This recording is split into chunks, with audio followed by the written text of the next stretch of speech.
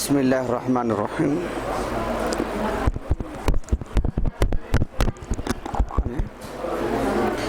بسم اللہ الرحمن الرحیم.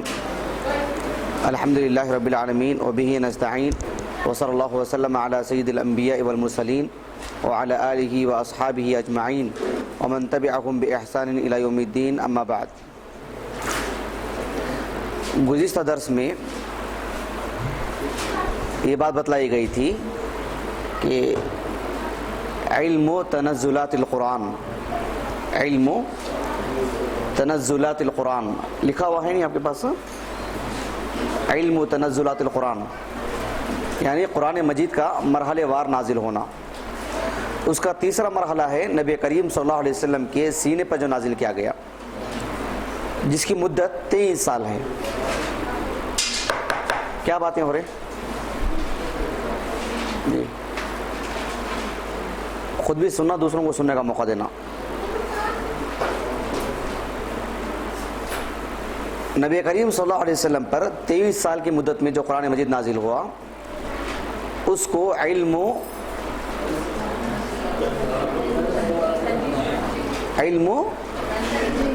تنجیم القرآن، علم تنجیم القرآن یا تنجیم القرآن کہا جاتا ہے. کیا کہا جاتا ہے؟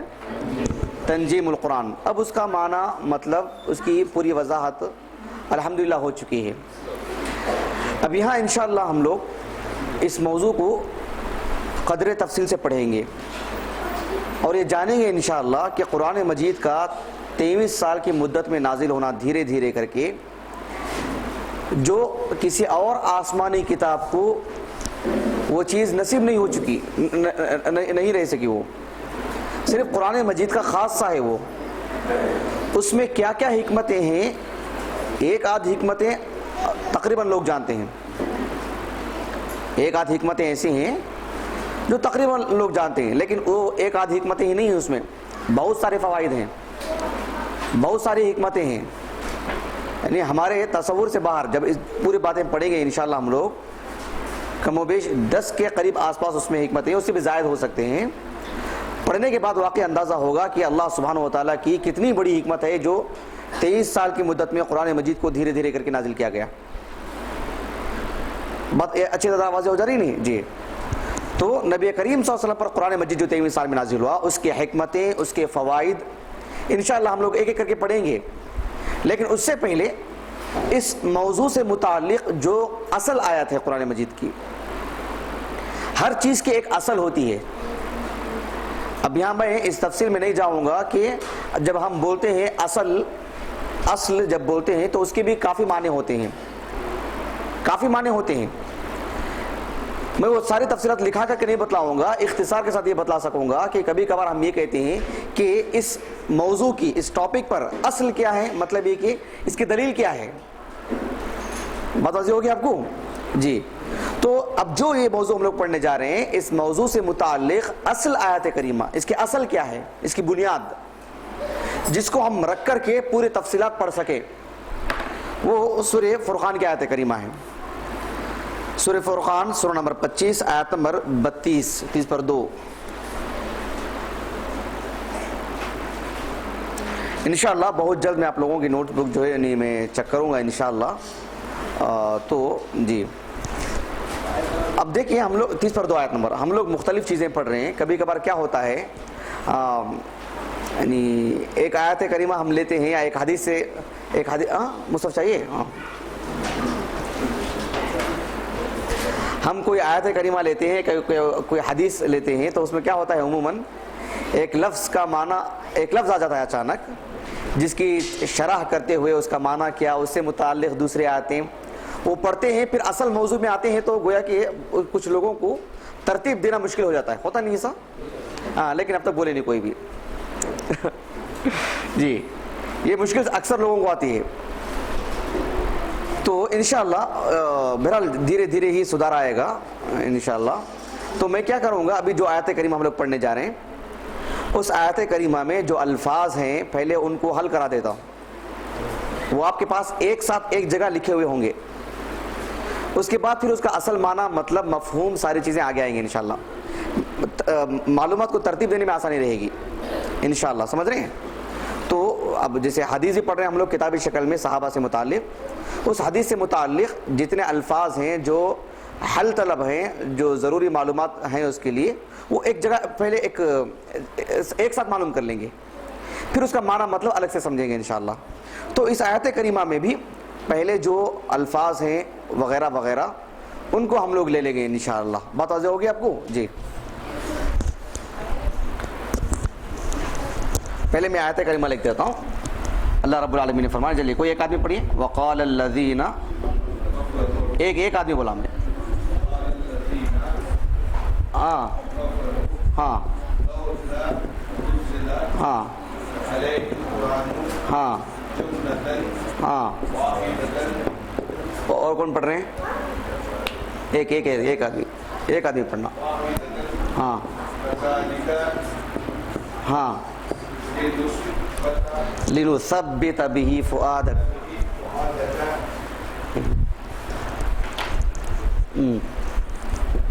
کذا، میں اعراب نہیں ڈالا ہوں کیونکہ مشکل ہے عبارتیں، قرآن میں مصحف آپ کے سامنے ہے، کذالک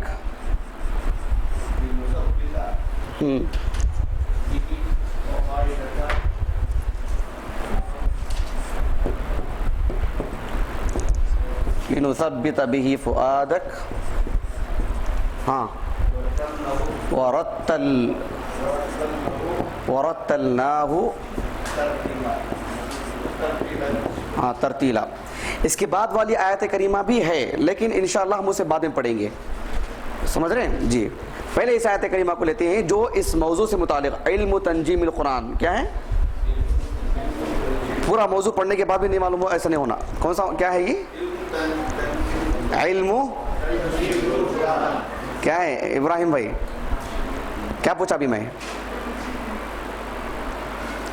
میرے ساتھ رہیے، ہاں جی، علم تنجیم القرآن، علم تنجیم القرآن، سمجھ رہے ہیں؟ جی جو موضوع پڑھ رہے ہیں وہ معلوم ہونا چاہیے۔ اس موضوع سے متعلق یہ اصل آیت کریمہ ہے۔ اب ہم ایک ایک چیز کو لیتے ہیں انشاءاللہ تاکہ سمجھنے میں آسانی ہو۔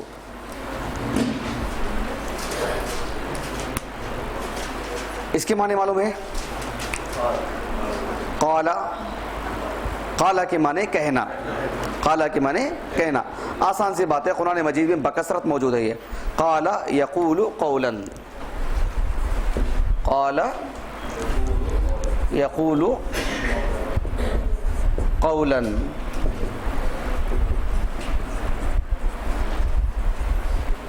قال یقول قولا، عام معنی ہے اس کا کہنا، کیا بات ہے؟ کہنا۔ لیکن چونکہ ہم لوگ انشاءاللہ کچھ تفصیل سے پڑھنے کے لیے بیٹھے ہیں اس لیے بتلا دے رہا ہوں۔ عموماً قالا کے معنی کہنے کے جب آتے ہیں تو دل میں بھی کہنا یا آہستہ کہنا وہ معنی نہیں آتا، جہرن بلند آواز سے، اس میں آواز آ ہی جائے، جس کے اندر آواز ہو، بات سننے میں آتی ہو، اسی بات کو عربی زبان میں قول کہا جاتا ہے، ہاں جی۔ اس کے بعد کفروا، کیا ہے؟ کفروا، جی یہ ہے کفر یکفر،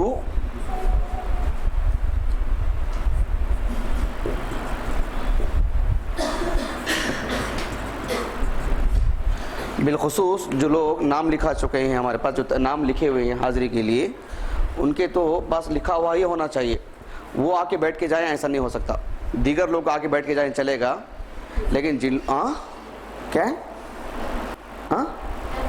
لیکن جن لوگوں کے پاس ہمارے پاس رجسٹر والی جو بات ہے وہ ان کے پاس تو ہر چیز لکھی ہوئی ہونی ہی چاہیے۔ اس کے معنی کفر یکفر کفرن، اس کے معنی آتے ہیں کسی چیز کو چھپانا۔ کیا معنی ہے؟ کفر کے معنی کیا ہے؟ چھپانا۔ عربی زبان میں کافر اس شخص کو بولتے ہیں جو کسان ہے، جی ماشاءاللہ، کسان کو بولتے ہیں۔ کس کو بولتے ہیں؟ کسان کو۔ آپ کس کو بولے تھے؟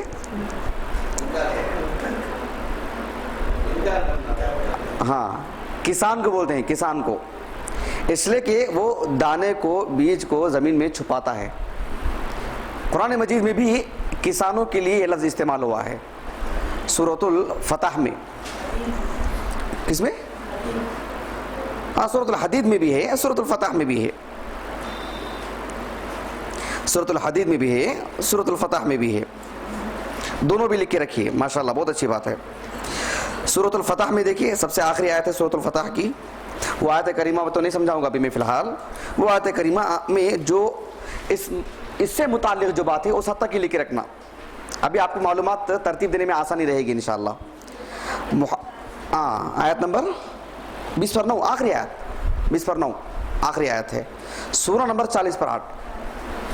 محمد الرسول اللہ والذین معہ اشداء علی الکفار رحماء بینہم تراہم رکعا سجدا یبتغون فضلا من اللہ ورضوانا سیماہم فی وجوہہم من اثر السجود، آخری آیت۔ ذالک مثلہم فی التوراۃ ومثلہم فی الانجیل کزرع اخرج شطأہ فآزرہ فاستغلظ فاستوى على سوقه يعجب الزراع ليغيظ بهم الكفار وعد الله الذين آمنوا وعملوا الصالحات منهم مغفرة وأجر عظيما۔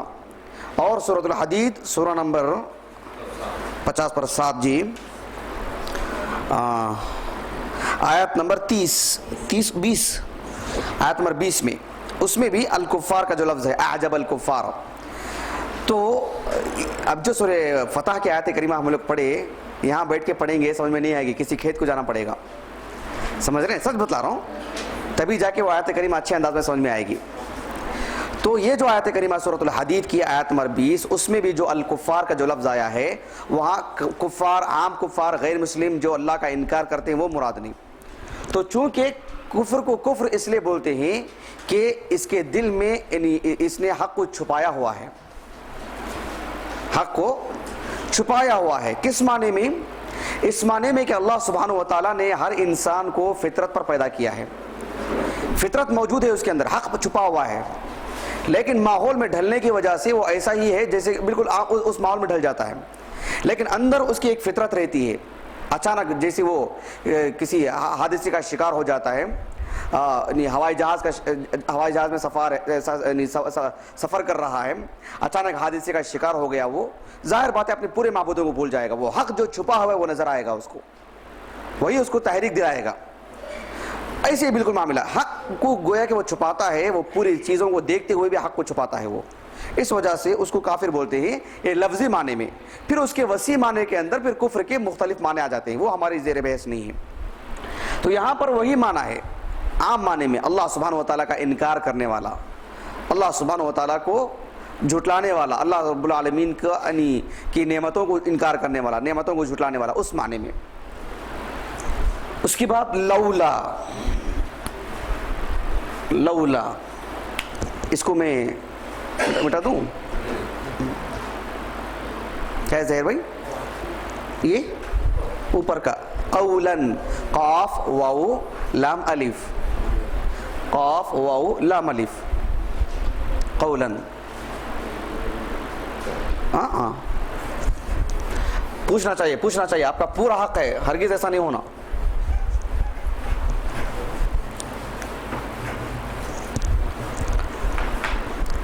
یہ جو لولا ہے، لولا دو چیزوں سے ملا ہوا ہے، وہ ایک ہے لو، ایک ہے لا، ان دونوں کا مجموعہ ہے وہ۔ عربی زبان میں ایسا بہت ہوتا ہے، کبھی کبھار ایک حرف الگ سے بھی استعمال ہوتا ہے، لو، لو انزلنا هذا القرآن على جبل، مختلف جگہوں میں قرآن مجید میں لو انزلنا، لو کبھی الگ سے استعمال ہوتا ہے، لا کبھی الگ سے استعمال ہوتا ہے، تو دونوں کے معنی الگ الگ ہو جاتے ہیں۔ اب وہ تفصیل تو نہیں بتلاؤں گا ابھی، فی الحال اتنی سمجھنے کے لیے کافی انشاءاللہ، اگر ایسے سے پڑھیں گے دھیرے دھیرے ساری چیزیں آگے سمجھ میں آئیں گے انشاءاللہ۔ اور جہاں یہ مل کر کے آتے ہیں تو اس کا معنی الگ ہو جاتا ہے۔ تو بہرحال چونکہ اب اس آیت کریمہ میں یہ ملا ہوا ہے ایک جگہ، تو اس کو لولا اس کو بولتے ہیں عربی زبان میں حرف، تھوڑا مشکل ہے کوئی بات نہیں، آگے آسانی ہو جائے گی انشاءاللہ، حرف التحضیض، التحضیض شروع میں مشکل رہے گی آپ کو، کوئی بات نہیں انشاءاللہ. قرآن مجید میں بکثرت استعمال ہوا ہے یہ بکثرت. ایک معنی ہے اس کا دوسرا معنی ہے, اس کو بولتے ہیں حرف التوبیخ.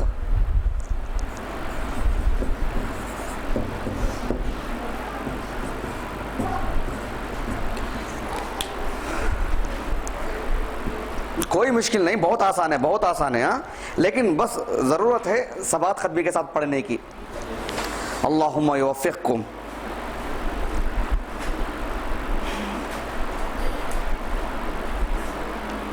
ایک ہے حرف التحضیض, ایک ہے حرف التوبیخ.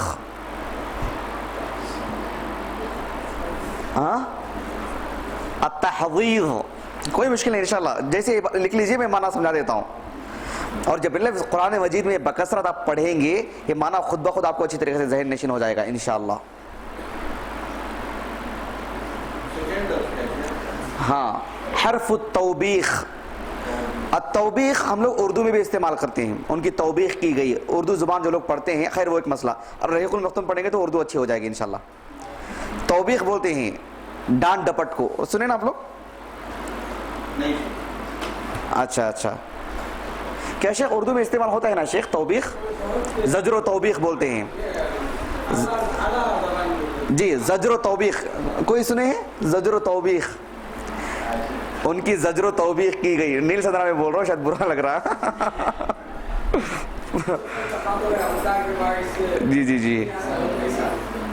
جی, خیر کوئی بات نہیں انشاءاللہ. ایک ہے حرف التحضیض, ایک ہے حرف التوبیخ. یعنی حرف ایک ہی ہے, اس کے دو نام, لیکن دو الگ الگ صورتوں میں اس کے نام بدل جاتے ہیں. اگر وہ صورت ہو تو اسے حرف التحضیض بولیں گے, ایک اور صورت ہو تو اسے حرف التوبیخ بولیں گے. کوئی مشکل نہیں, سمجھ رہے نا؟ ہاں, پہلی بات کیا ہے, بس میں اتنا چاہتا ہوں کہ جو نہیں سمجھتے ہیں وہ مجھے کھل کے پوچھنا, بس مجھے اسی میں خوشی ہوگی. ایسے ہی خاموش بیٹھے رہیں گے, میں اتنی تیاری کر کے آ کے بولنا ہی اتنا ہے, تو پھر آپ کو مجھے اتنی تیاری کرنے کی ضرورت کیا ہے, آگے بول کے بڑھ جاتا. میں چاہتا ہوں کہ میں جس سکون کے ساتھ سمجھ کر کے آیا ہوں اللہ کی توفیق سے, آپ ویسے سمجھیں, شرم و حیا کو باہر رکھ کر کے آئیں اللہ کے خاطر. ایسے ہی لوگوں کو علم ملے گا, ورنہ نہیں. اور ویسے آپ لوگ نہیں الحمدللہ, کیونکہ یہاں چھوٹے بھی ہیں, بڑے بھی ہیں, ذمہ دار بھی ہیں, عام لوگ بھی ہیں, سب کچھ ہے ماشاءاللہ. ماں باپ بھی ہیں, ان کے اولاد بھی ہیں, سب بیٹے ہیں. یہ اس کا مطلب یہ ہے کہ وہ علم کے لیے ایسے اس طرح کی شرم و حیا کے قائل نہیں, الحمدللہ, بہت اچھی بات ہے. تو اس کے باوجود بھی ذرا سی بقایا نہیں رہنا چاہیے. جی, اب دیکھیں حرف التحضیض. التحضیض اس کے معنی آتے ہیں کسی کو ابھارنا. وہ کیسے بنا ہے اب فی الحال کی ضرورت نہیں ہے اس کی, اتنا معلوم کر کے رکھیں. التحضیض کے معنی آتے ہیں تحریض کے معنی میں, یعنی ابھارنا. ابھارنا یہاں وہ معنی میں نہیں, جیسے مثال کے طور پر کسی آدمی کے اندر بزدلی ہے, اسے ہمت دی جا رہی ہے, ابھارا جا رہا ہے, وہ معنی میں نہیں. کسی کو دوسرے معنوں میں یہ بول سکتے ہیں کہ برانگیختہ کرنا, بھڑکانا کسی کو. ارے تم ایسا نہیں کر سکتے کیا, ہم اتنا تمہارے سے نہیں ہو سکتا, کہ جبکہ وہ کچھ کرے گا نہیں, وہ ایسے بس خواہ کا بھڑکانا کسی کو, اکسانا. جی, اس طرح کے معنی آئیں گے نہیں. اچھے معنی میں ہمت دلانا اور انہیں تحریک جو بولتے ہیں, وہ اچھے معنی میں نہیں. التحضیض لفظی مشکل نظر آیا, اس کے اچھے معنی مت لیجیے آپ. التحضیض جی, ولا تحاضون علی طعام المسکین, ماشاءاللہ جزاکم اللہ خیرا. اور تم ابھارتے نہیں ہو, خیر وہاں تو اچھے معنی میں ہے. تو التحضیض بولتے ہیں ابھارنا, اکسانا, بڑھاوا دینا. اور توبیخ بولتے ہیں ڈانٹ ڈپٹ کو. اچھا, ہم یہ کیسے معلوم کریں کہ لولا یہاں پر حرف التوبیخ ہے کہ حرف التحضیض ہے؟ اس کے لیے بہت آسان سی بات ہے. ظاہر بات ہے ایک علم کو سمجھنے کے لیے دوسرا علم جاننا بھی ضروری ہو جاتا ہے. چونکہ عربی زبان جو لوگ سیکھ رہے ہیں ان کے لیے کافی آسانی رہے گی اس میں. بتلاتا ہوں, جب آیتیں وہ پڑھیں گے آپ خود بخود وہ معنی آپ کے سامنے آ جائے گا انشاءاللہ. بتلاتا ہوں ابھی. ہاں, وہ اچھے معنی میں بتلاتا ہوں, وہ ابھی بتلا رہا ہوں انشاءاللہ. تو یہاں ہم کیسے فرق کریں گے؟ لولا قرآن مجید میں بہت سارے مقامات میں استعمال ہوا ہے، 30 سے زائد مقامات پر، 30 سے زائد مقامات پر لولا استعمال ہوا ہے۔ یہاں حرف التحویض ہے کہ بس کسی سے کچھ مانگا جا رہا ہے، سوال کیا جا رہا ہے، ایسا کرو، ایسا کیوں نہیں ہو سکتا، آپ ایسا کیوں نہیں بیان کر سکتے، آپ ایسا کیسا نہیں کر سکتے، ایک مطالبہ، ایک سامنے والے کو یہ کرنا، ایک دم برانگیختہ کر دینا، یا بس کسی کو ڈانٹ ڈپٹ مقصود ہو۔ یہ کیسے معلوم ہوگا ہم کو؟ اس کا ایک باریک فرق یہ ہے کہ کسی بھی فعل میں ایک ماضی ہوتا ہے، ایک مضارع ہوتا ہے، ایک ماضی ہوتا ہے، ایک مضارع ہوتا ہے، جیسے فعل اس کا فعل مضارع یفعل، سمع اس کا فعل مضارع یسمع، کہاں دیکھ رہے ہیں جی، سمع اس کا فعل مضارع یسمع۔ یہ جو ہر فعل کے اندر ماضی اور مضارع جو ہوتا ہے، عموماً جہاں بھی آپ دیکھیں گے کہ لولا کے بعد فعل مضارع آئے، اتنی تو بات پکی ہے کہ لولا کے بعد فعل آتا ہی ہے، اسم نہیں آئے گا، لولا کے بعد فعل ہی آئے گا۔ دیکھیں یہ باریک بات ضرور ہے، لیکن آیت کریمہ کا معنی مفہوم سمجھنے کے لیے جاننا ضروری۔ لولا کے بعد قرآن مجید میں اس کے بعد جو بھی چیز شروعات ہوتی ہے وہ فعل سے، اسم نہیں، فعل سے ہی شروعات ہوگی، فعل ہی آئے گا، تبھی تو ماضی اور مضارع کی بات کر رہے ہیں۔ اس میں ماضی مضارع کی بات کہاں سے آئے گی؟ تو لولا کے بعد جب بھی فعل آئے گا تو اگر حرف تحویض ہم اس وقت مراد لیں گے جب لولا کے بعد فعل مضارع آئے، فعل مضارع ہے۔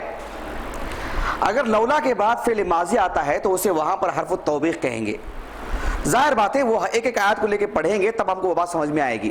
ایک بنیادی علم ہے، اس کو بولتے ہیں نظریاتی علم، ایک تھیوری ہے وہ، جب تک آپ ان آیاتوں کو لے کے نہیں پڑھیں گے وہ قاعدہ آپ فٹ نہیں کر پائیں گے۔ چونکہ ایک ترتیب ہے ہماری، اس وجہ سے آپ اس کو لکھ کے رکھیں، دھیرے دھیرے دھیرے یہ چیز آپ اس کا انطباق کر سکتے ہیں، اسے فٹ کر سکتے ہیں، سمجھ سکتے ہیں آپ انشاءاللہ۔ ہاں پوری باتیں بولوں؟ یعنی حرف التحویض ہم کب بولیں گے لولا کو؟ اس وقت بولیں گے جب اس کے بعد فعل مضارع آئے، فعل مضارع آئے۔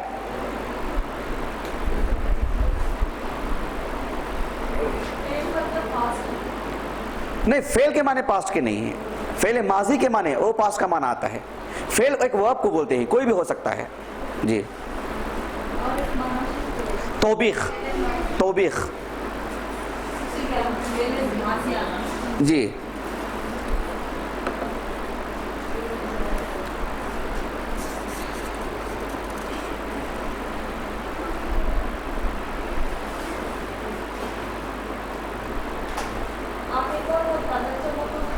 ہاں نہیں سمجھا میں آپ کی بات۔ تو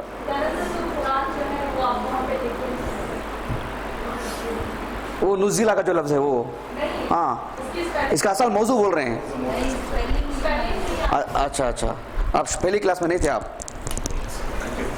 ہاں یہاں لکھتا ہوں، دیکھیں علم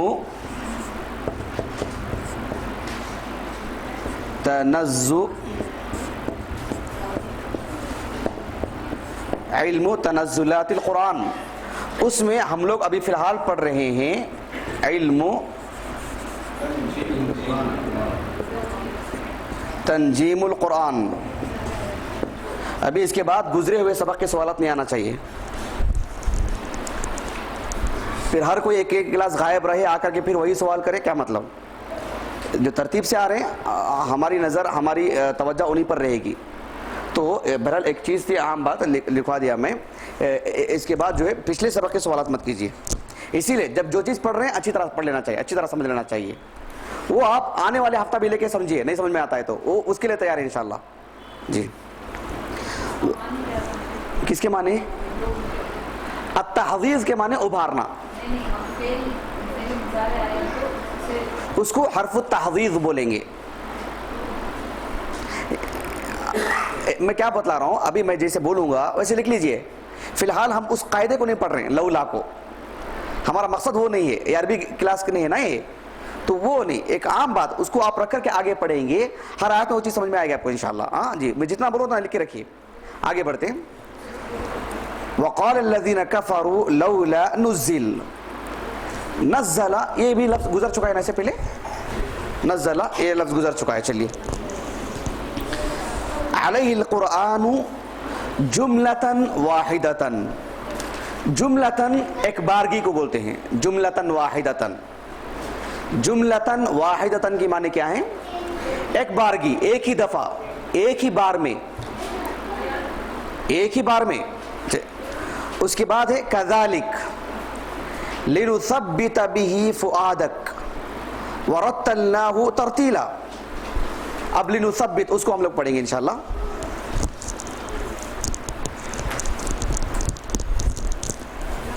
ایسے آیات کے معنی سمجھ لیں گے تو پھر ایک ساتھ پورے آیت کریمہ کا معنی پڑھنے آسان ہو جاتا ہے انشاءاللہ.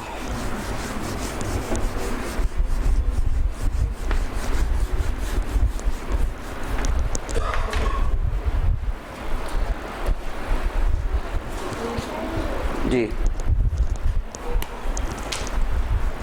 لنثبت, لنثبت اس طریقے سے ہے وہ, لی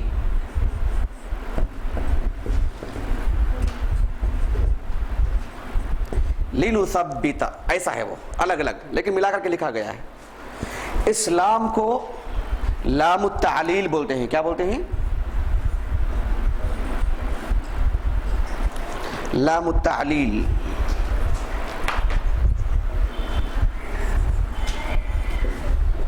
لام التعلیل, لام التعلیل کا مطلب یہ ہوتا ہے کسی چیز کی وجہ بتلانا. کیا بتلانا؟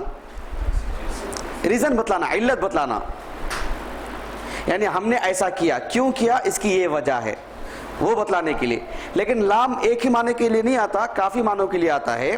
یہاں پر التعلیل کے معنی میں, یہاں پر کیونکہ جو لام جو آتا ہے عربی زبان کی, یعنی سبحان اللہ اس کے اندر کتنی مالداری ہے. دیکھیے کتنی وسعت, کتنی طاقت ہوتی ہے. صرف لام ایک, اس کے اندر بہت سارے معنی آتے ہیں. کوئی آدمی یہ معلوم کر لے کہ لام کے معنی, لام تعلیل وجہ بتلانے کے لیے, سبب بتلانے کے لیے آتا ہے. اور جہاں بھی قرآن مجید میں کوئی اسم یا کسی فعل پر لام آ جائے اس کے معنی وہی, پھر وہ غلطی کرے گا. وہ غلطی کرے گا نہیں, لازمی طور پر کرے گا. اور بہت ہو سکتا ہے کہ بڑی غلطی کرتے, کفر والی غلطی بھی ہو جائے. سمجھ میں آئی بات آپ کو؟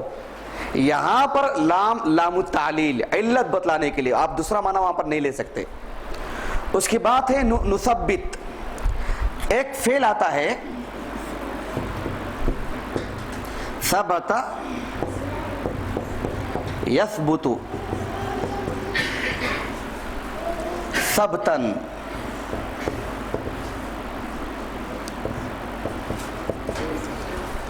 ثبت یس, وہ لام جو لنثبت میں جو لام ہے ملا کے لکھا گیا, ملا کے لکھا جائے گا, لیکن اسے الگ کر کے سمجھا رہا ہوں میں آپ کو. اس کے بعد ثبت یثبت ثبتن, اس کے معنی آتے ہیں کسی چیز کو کسی جگہ پہ جما کے رکھنا, اپنے آپ میں. کوئی آدمی جم کے رہ جانا, ایک آدمی اپنے آپ میں ایک جگہ جم کے کھڑا ہو جاتا ہے, اس کے لیے یہ لفظ آتا ہے, یعنی اپنے آپ کے لیے. ثبت کے معنی کیا آتے ہیں؟ کسی چیز کا اچھی طرح جم جانا. ویسے ہی ایک فعل آتا ہے اثبت. کیا ہے؟ اثبت یثبت اثباتن. اس کے معنی آتے ہیں کسی کو جمانا. پہلے کا معنی کیا ہے؟ جم جانا, خود کسی چیز کا اچھی طرح جم جانا. اثبت کے معنی آتے ہیں کسی چیز کو کہیں پر جمانا, مضبوط کر کے رکھنا, کسی چیز کو مضبوط کرنا. یہ جیسے اثبت ہے بالکل ہو بہو ایک اور فعل آتا ہے اسی معنی میں ثبت. کیا ہے؟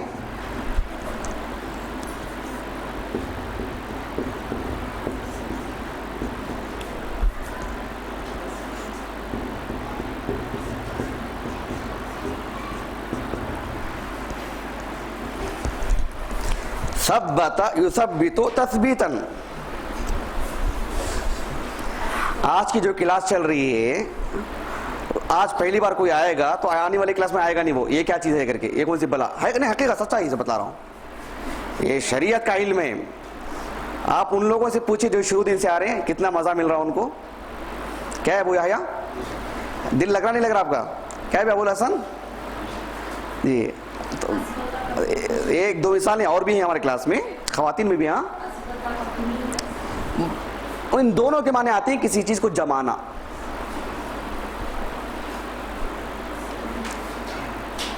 اتنی باریکیاں معلوم ہے آپ کو, ایک عبادت ہے یہ. محض عربی زبان سیکھنے کے لیے بیٹھیں گے کچھ نہیں ملے گا, لیکن اللہ کی شریعت سیکھنے کے لیے بیٹھ رہے ہیں, اتنی تفصیلات کے لیے ہماری نیکیاں لکھی جا رہی ہیں. یہ ہمارا یہ مرحلہ, یہ وقت ہماری اللہ کی عبادت میں گزر رہا ہے.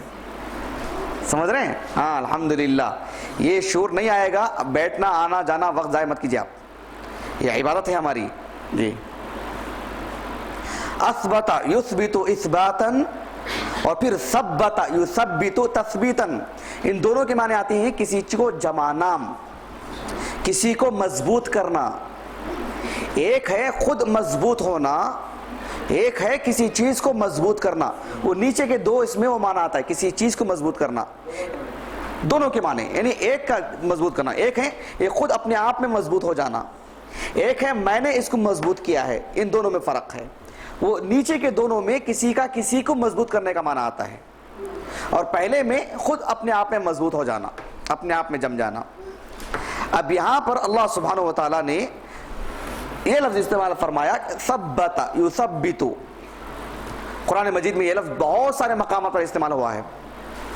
یثبت اللہ الذین آمنوا, جو اہل ایمان ہیں اللہ ان کو ثابت قدم رکھتا ہے, مضبوط کرتا ہے. قبر میں جب سوالات ہوتے ہیں, من ربک من نبیک من دینک, یثبت, اللہ مضبوط کر کے رکھتا ہے. دوسرا معنی دیکھ رہے ہیں نا, اللہ ثابت قدم رکھتا ہے کن کو؟ الذین آمنوا, سورہ ابراہیم کی آیت ہے, جو لوگ اہل ایمان ہیں.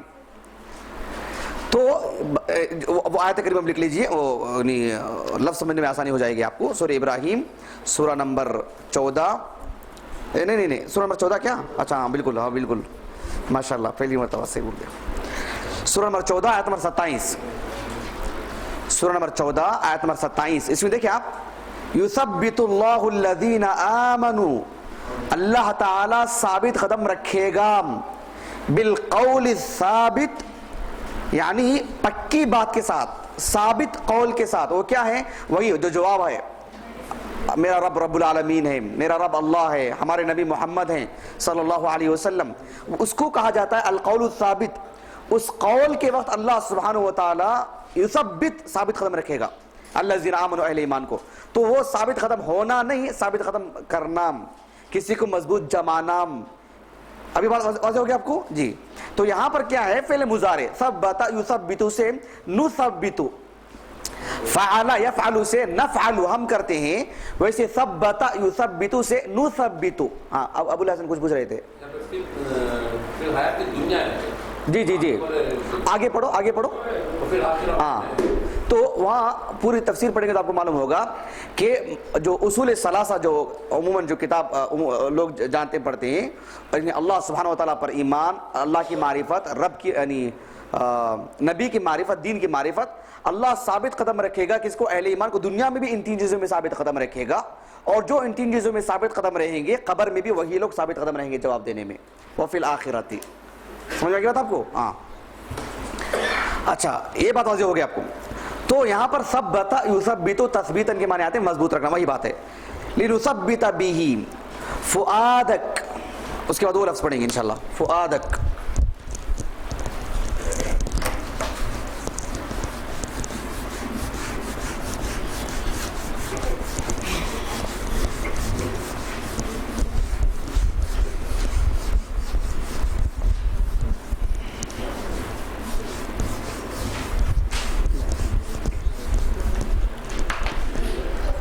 فؤادک, اس لفظ کو لیں گے انشاءاللہ, فؤادک.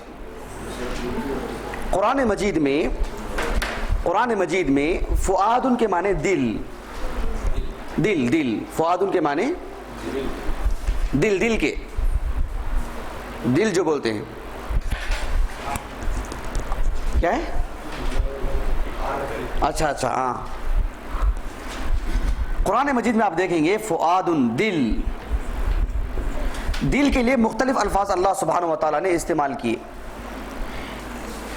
کبھی ہے صدور، جمع ہے یہ صدر کی، صدر. میں تفصیلات اور سارا فرق نہیں بتلاؤں گا ادھر، ضرورت کے حد تک بات کروں گا انشاءاللہ. صدور جیسے فی صدور الناس، سورہ الناس میں ہے. ایک ہے صدور، دل کے لیے اللہ رب العالمین نے استعمال کیا. ایک ہے جی ہاں، ایک ہے قلب. ماشاءاللہ جی، اس کی جمع آتی ہے قلوب. یہ بالکل ضد ہے، یہ واحد ہے یہ جمع ہے، جبکہ یہ جمع ہے یہ واحد ہے. ہاں انویسمنٹ کر لیجیے. ایک ہے فؤاد، کیا ہے فؤاد، اس کی جمع آتی ہے افئدۃ. افئدۃ. ایک اور لفظ بھی استعمال ہوا ہے، کوئی بتلائیں گے؟ ان کے لیے انعام انشاءاللہ. ہاں کون بولے؟ ماشاءاللہ ماشاءاللہ، احسنت احسنت، الحمدللہ. کتنے کافی لوگوں کو انعامات بھی دینے ہیں نا، تھوڑا نام لکھ کے رکھیے، وہ بکھر جائیں گے، ان کا بھی نام لکھ کے رکھیے انشاءاللہ. بہت خوشی ہوئی الحمدللہ. اس کی کوئی دلیل؟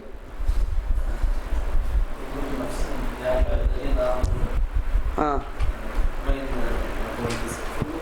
وہ جان کے معنی میں، دل کے معنی میں، دل کے معنی میں، دل کے معنی میں. کل نفس ذائقۃ الموت، وہاں پر نفس پوری جان کے معنی میں، دل کے معنی میں. ارے دل کے معنی نفس لفظ تو آتا ہے. اچھا بہرحال ہاں، فی قلوبہم آگے پیچھے، ارے وہ تو قلوب ہے نا. ہاں یا ایھا النفس المطمئنہ، وہاں صرف دل مراد ہے کیا؟ گرچہ کہ دل بھی مراد ہے. ایک اچھی استدلال کے لیے اچھی آیت ہے، اور اس سے واضح آیتیں میں. چلیے اب یہاں پر غور طلب بات ہے، ذرا غور طلب بات ہے، سمجھے اس بات کو. دیکھیے اللہ سبحانہ و تعالیٰ کی کتاب ہے، جو میں عموماً بتلاتے رہتا ہوں. یہ آسمان اور زمین پر نازل نہیں ہوئی کتاب، یہ میرے اور آپ کے لیے نازل ہوئی. یہ بس ایک طرح کا نشاط لانا، ایک طرح کی چستی لانا. ایک آدمی سست ہے، اسے چست کرنا مقصود نہیں ہے. کبھی قلب کا لفظ استعمال کر لیا گیا، کبھی فؤاد کا لفظ استعمال کر لیا گیا، کبھی صدور کہہ دیا گیا، ایسا نہیں ہے. رب العالمین کا کلام ہے. جس آیت کریمہ میں دل کے لیے اللہ سبحانہ و تعالیٰ نے ان چاروں میں سے جو لفظ استعمال کیا، وہاں پر اس لفظ کی کچھ اہمیت ہوتی ہے. یہ اللہ کا کلام، یہ ہمارے ذہنوں میں ہونا. ترجمہ پڑھیں گے تو آپ دل، اپنے ہاتھ کہاں آپ کو وہی ملے گا ترجمے میں. آپ چاروں کے لفظ قرآن مجید میں کہیں بھی آ جائیں، لیکن یہ رب العالمین کا کلام عربی زبان میں ہے. یہ عربی زبان میں ہے، ایسا نہیں ہے کہ چاروں لفظوں سے کھیلا جا رہا ہے، کبھی وہاں کبھی وہاں کبھی وہاں. نہیں، سبحان اللہ، یہ اللہ کا کلام ہے. یہ رب العالمین نے اپنی کسی آیت کریمہ میں اپنے کلام میں جو لفظ استعمال کرتا ہے اس کا کچھ معنی ہوتا ہے، اس کا اپنا اثر ہوتا ہے. یہاں تک بات سمجھ میں آ گیا آپ کو؟ اچھا یہاں میں بات سمجھاتا ہوں آپ کو. قلب جو بولتے ہیں اس کے معنی دل کے ہیں. عموماً لوگ اس کا معنی یہ سمجھتے ہیں کہ صرف خون کا جو لوتھڑا ہے، جو ٹکڑا ہے، اس کے معنی قلب کے، اور اس کے اندر جو افکار پیدا ہوتے ہیں، خیالات پیدا ہوتے ہیں، وسوسے پیدا ہوتے ہیں، جذبات پیدا ہوتے ہیں، جو چیزیں اندر اس کے جو گھومتے رہتے ہیں، اسے فؤاد بولتے ہیں. ایسا فرق کرتے ہیں بعض لوگ، لیکن یہ بالکل بھی صحیح فرق نہیں. ایک حد تک صحیح ہے لیکن بالکل بھی صحیح فرق نہیں ہے یہ. کیونکہ اگر صرف قلب گوشت کے لوتھڑے کا نام ہوتا تو اللہ سبحانہ و تعالیٰ اس سے خطاب نہیں کرتا. یہ بات سمجھ میں آ رہا ہے آپ کو؟ جیسے عموماً کہا جاتا ہے ایک ہارڈ ویئر ہے، ایک سافٹ ویئر ہے. سافٹ ویئر جو ہوتا ہے اس میں جو فنکشن ہوتے ہیں وہ اصل ہوتے ہیں جو کام کرتے ہیں، جس کے اندر تبدیلیاں ہوتی رہتی ہیں، جو جیسی چیزوں کو ڈھالتی رہتی ہیں. تو یہ قلب اور فؤاد کا معاملہ 100% ایسا نہیں ہے، بلکہ قلب اس کے اندر بھی جذبات ہوتے ہیں. قلب اور فؤاد میں کیا فرق ہے وہ آپ کو بتلا رہا ہوں میں آپ کو. یہ قرآن مجید پڑھیں گے تو بہت سمجھ میں آئے گا. انسان کا جو گوشت کا جو لوتھڑا ہوتا ہے انسان میں، جو دل کی شکل میں، اس کے اوپر کا جو حصہ ہے، اس کے اوپر کا جو حصہ جو انسان کھاتا پیتا ہے تو اول نمبر پر جو چیزیں جا کر کے جو اسے لگتی ہیں، اوپر کا جو حصہ، اسی کو فؤاد کہا جاتا ہے. آگے بتاؤں گا میں آپ کو. اسی کو فؤاد کہا جاتا ہے. ورنہ قلب جو ہے، قلب ایک وسیع، ایک بہت بڑی دنیا کا نام ہے. جسے دور حاضر کے ڈاکٹر دماغ مراد لیتے ہیں، دماغ سے سوچو، دماغ سے کرو، دماغ سے کرو. قرآن نے کہیں بھی دماغ کا لفظ استعمال نہیں کیا. قرآن نے ان پورے چیزوں کے لیے قلب کا استعمال کیا. قلب سے سوچو، قلب میں وسوسے پیدا ہوتے ہیں. قلب کہیں بھی قرآن نے یہ بات نہیں کہی ہے کہ اپنے دماغ سے سوچو، یہ سب نہیں. ایسا سمجھ رہے نا؟ گرچہ کہ اللہ سبحانہ و تعالیٰ نے ہمارے قلب کا یہ الگ موضوع ہے، اس میں جاؤں گا تو میں واللہ کہہ رہا ہوں، میں جذباتی بات نہیں کر رہا ہوں، اللہ کے گھر میں بیٹھ کے بتلا رہا ہوں. میں آپ کو جو ہے صبح سے شام تک اس کی آیتیں بتلا سکتا ہوں. یعنی 200 سے زائد آتے ہیں اس موضوع پر، جو اللہ رب العالمین نے کل کا کل معاملہ قلب سے رکھا ہے، دماغ سے نہیں، ہمارے بھیجے سے نہیں، ہمارے قلب سے. یہ بات اچھی طرح سمجھ رہے ہیں آپ کو؟ گرچہ کہ جس طریقے سے قلب انسان کا جو ہے اس کا تعلق انسان کے پورے اعضاء سے، ویسے ہی اس کا تعلق دماغ سے بھی ہے. تو انسان جو سوچتا ہے، بولتا ہے، کرتا ہے، اس کا اکثر تعلق انسان کے بھیجے سے ہوتا ہے، دماغ سے ہوتا ہے. ایک الگ چیز ہے یہ. لیکن قرآن نے جو بھی خطاب کیا اصل سے، قلب سے، جو اصل ہے وہ اصل ہے. تو فؤاد عموماً کس کو بولتے ہیں؟ فؤاد اور قلب میں جو فرق کرتے ہیں، قلب جو ہے ہمارا پورا حصہ ہے جو گوشت کا لوتھڑا ہے. وہ چونکہ میں اس کی تفصیل کیوں بتلا رہا ہوں آپ کو، یہاں اللہ سبحانہ و تعالیٰ نے قلبک نہیں کہا، فؤادک کہا. فؤاد اس کو بولتے ہیں عموماً جس سے انسان فوری طور پر جذبات میں آ جاتا ہے. انسان جذبات میں آ جاتا ہے. کسی کا انتقال ہو گیا، انسان بالکل غم زدہ ہو جاتا ہے. کوئی چیز اچھی آ گئی، بہت اچھا خوش ہو جاتا ہے. کوئی چیز سمجھ میں آ گئی، الحمدللہ. یہ جو اندر کا جو تعلق ہے وہ فؤاد سے ہوتا ہے. یہ قرآن کی آیتیں ہمیں بتلاتی ہیں. سمجھ میں آ گئی بات آپ کو؟ سمجھ میں آ گئی بات آپ کو؟ یعنی عموماً جذبات کا تعلق. یہ کیوں بتا رہا ہوں میں آپ کو؟ عربی زبان میں فؤاد یہ لفظ بڑا گہرا لفظ ہے. ایک لفظ آتا ہے عربی زبان میں، فؤاد جو لفظ ہے نا، اس کا عربی میں ایک فعل بنتا ہے فعادہ. کیا لفظ ہے؟ فعادہ. فعادہ ایک فعل بھی بنتا ہے اس سے. فعادہ کے معنی آتے ہیں بھوننا. کیا معنی ہے؟ بھوننا. فعادہ کے معنی بھوننا، بھولنا نہیں. گوشت کو بھوننا بولتے نا، ہاں جی جی، بھوننا، بھولنا نہیں. عربی زبان میں کہا جاتا ہے لحمن. لحمن کے معنی گوشت جی. لحمن فعیدن. لحمن فعیدن بھونا ہوا گوشت. لحمن فعیدن بھونا ہوا گوشت. تو چونکہ اس کے اندر بھوننے کے، جلنے کے معنی آتے ہیں، تیزی کے معنی آتے ہیں، تو فؤاد کے معنی آتے ہیں دل کا وہ حصہ جس میں اللہ سبحانہ و تعالیٰ نے جذبات کو پیدا ہونے کا ذریعہ بنایا ہے. دل کا وہ حصہ. سمجھ میں بات آپ کو؟ ہاں، فندق الگ چیز، فندق الگ چیز، فندقہ وہ ایک الگ چیز ہے. وہ 4 حرفی فعل ہو. یہ فعادہ، اس میں نون کہیں نہیں ہے اس میں. تو فؤاد افئدۃ اس کے معنی آتے ہیں انسان کے دل کا وہ حصہ جہاں اللہ نے جذبات کو پیدا ہونے کا ذریعہ بنایا ہے. جہاں انسان کے جذبات پیدا ہوتے ہیں، اچھے ہوں، خراب ہوں، غم زدہ ہونے کے ہوں، خوشحال ہونے کے ہوں، کہیں بھی کیوں نہ ہوں. اب دیکھیں مثال کے طور پر آپ سورہ القصص کھولی. سورۃ القصص 28 غالباً، یا نمبر کیا سورہ قصص کا؟ سورہ قصص 28 سورہ نمبر. میری بات سمجھ میں آ رہی ہے؟ ہاں،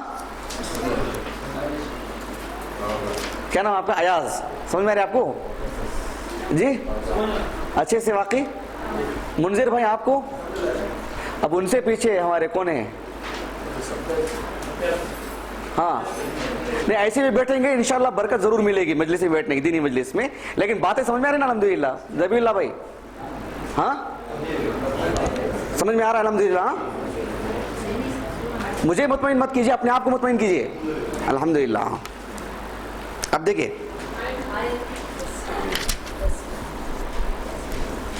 ہاں آیت نمبر 10. ماشاءاللہ جی، آیت نمبر 10. ہاتھ رکھیے، جمائی لیتے ہیں، ہاتھ رکھنا. آیت نمبر 10 میں اللہ رب العالمین نے فرمایا موسیٰ علیہ السلام کو جب اللہ سبحانہ و تعالیٰ نے یعنی ان کی ماں کے دل میں یہ بات ڈالی کہ وہ اپنے بچے کو موسیٰ کو علیہ السلام ان کو کیا بولتے ہیں اس کو ایک صندوق میں ڈال کر کے دریا کے حوالے کر دیں. اب دیکھیں، اب ڈال دینے کے بعد اللہ رب العالمین نے فرمایا وَأَصْبَحَ فُؤَادُ أُمِّ مُوسَى فَارِغًا. موسیٰ علیہ السلام ظاہر بات ہے ایک ماں بچے کے ساتھ الگ کمرے میں رکھ کر کے دوسرے کمرے میں نہیں رہ سکتی، یہ کیسے کہ جو ہے باقاعدہ وہ ایک صندوق میں رکھ کر کے دریا کے حوالے کر دیں، وہ بڑی بات نہیں ہے۔ واقعہ پڑھنے کو پڑھنا ضرور ہے، لیکن یہ انسانیت کا سلسلہ آج بھی چل رہا ہے نا، وہ جذبات ہم لوگ سمجھ سکتے ہیں نا الحمدللہ۔ تو ایک آدمی ایک منظر بھی نہیں دیکھ سکتا، وہ چھے جائے کہ ایک ماں اپنے ہاتھوں سے رکھ دے، ایک فوٹو بنا کے ایک خیالی فوٹو بھی نہیں کر سکتے کوئی انسان، ایسا کر کے آدمی بے قرار ہو جائے گا۔ چھے جائے کہ ایک ماں پریکٹیکل کام کرے، وہ اللہ اکبر، ذرا سوچ کے دیکھیں، ہونے والی بات ہے۔ لیکن اللہ سبحانہ وتعالیٰ نے ان کو حکم، ان کو ان کے دل میں بات ڈالی، ان کو ان کے دل کو مضبوط کیا، اور وہ کی وہ کام اللہ نے فرمایا انسان تھی وہ وَأَصْبَحَ فُؤَادُ وَأَصْبَحَ قَلْبُ، ایسا نہیں کہا اللہ نے، وَأَصْبَحَ فُؤَاد، یہ رب العالمین جو عربی زبان میں قرآن کو نازل کیا فرق ہے۔ یہ فؤاد جس میں انسان کے جذبات ہوتے ہیں، قلب کا وہ حصہ جس میں انسان کے جذبات ہوتے ہیں، اتھل پتھل جس کے اندر ہوتی ہے، کبھی یہ خیال، کبھی وہ بات، کبھی یہ اچھا ہو کہ برا ہو۔ اسی لیے بعض اہل علم کہتے ہیں اللہ سبحانہ وتعالیٰ انسان کو جو دل بنایا ہے اس میں کا وہ حصہ جس میں انسان کے جذبات رونما ہوتے ہیں، اللہ سبحانہ وتعالیٰ ان کو بالخصوص زیادہ سزا دے گا۔ اسی لیے دیکھیں سورۃ الہمزہ میں اللہ رب العالمین نے فرمایا، سورۃ الہمزہ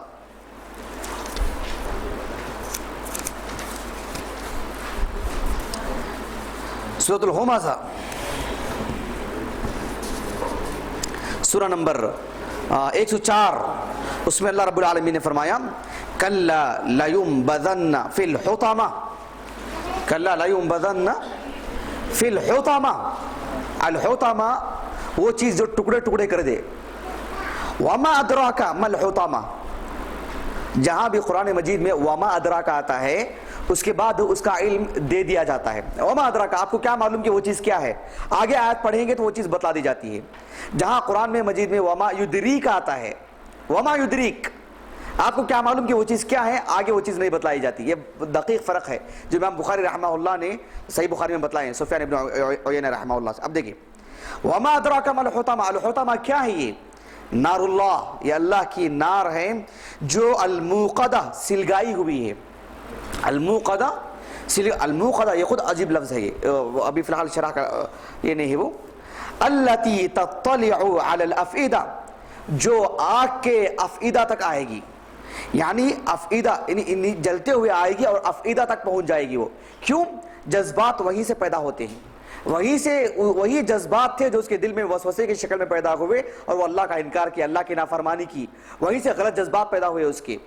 اللہ سبحانہ وتعالیٰ اس پوائنٹ پہ سزا دے گا، الافئدہ پر۔ اللہ اکبر، یہ لفظ قرآن مجید میں بہت ساری جگہوں پہ استعمال ہوا ہے، وہ ہر جگہ لے کے بتلانا بھی مقصد نہیں میرا، یہاں یہ بتلانا مقصود ہے کہ نبی کریم صلی اللہ علیہ وسلم کے لیے اللہ نے کہا لِنُثَبِّتَ بِهِ فُؤَادَكَ وَرَتَّلْنَاهُ تَرْتِيلًا۔ اب اس کے بعد کتنا وقت باقی ہے؟ 1 منٹ باقی ہے، نہیں رتلا کے معنی پڑھ لیں گے۔ یہ بات سمجھ میں آئی؟ کس کو نہیں سمجھ میں آئی؟ ہاں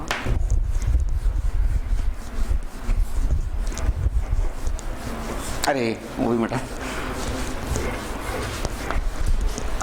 ایک باقی ہے، پڑھ لیں گے انشاءاللہ۔ اور وَرَتَّلْنَاهُ تَرْتِيلًا، رتلا عربی زبان میں رتلا اس کے معنی آتے ہیں کسی چیز کا اپنے آپ میں اچھا ہونا، خوشنما، دکھنے میں ایسا ہو کہ دل کو لبھا دے۔ عموماً عربی زبان میں رتل اس چیز کو بولتے ہیں جو انسانوں کی دانتوں کی جو خوبصورتی ہوتی ہے، دانتوں کے درمیان شگاف، کچھ حصہ رہنا دانتوں کے درمیان۔ اللہ سبحانہ وتعالیٰ نے انسان کو جو خوبصورت بنایا ہے اس میں ایک تو مجموعی اعتبار سے خوبصورت ہے، پھر اس کا ایک ایک حصہ بھی اپنے اندر خوبصورتی رکھتا ہے۔ جیسے مثال کے طور پر مجموعی اعتبار سے خوبصورت انسان، لیکن ایک ایک چیز کو لیں، بال اپنے آپ میں وہ ایک خوبصورتی کی دلیل ہوتے ہیں۔ انسان کی پیشانی، انسان کا چہرہ، اس کے ناک آنکھ، اس کے ہاتھ پیر، اس کا سبحان اللہ ایک ایک چیز بھی اپنے اندر جو ہے ذرا سی بھی اس کے اندر کبھی بیشی ہو جائے اس کی خوبصورتی چلی جاتی ہے۔ وہ ایسا بنایا رب العالمین نے۔ تو دانتوں کی جو عموماً خوبصورتی ہوتی ہے اس کے لیے یہ لفظ استعمال کیا جاتا ہے۔ بس سمجھ میں آ گیا آپ کو؟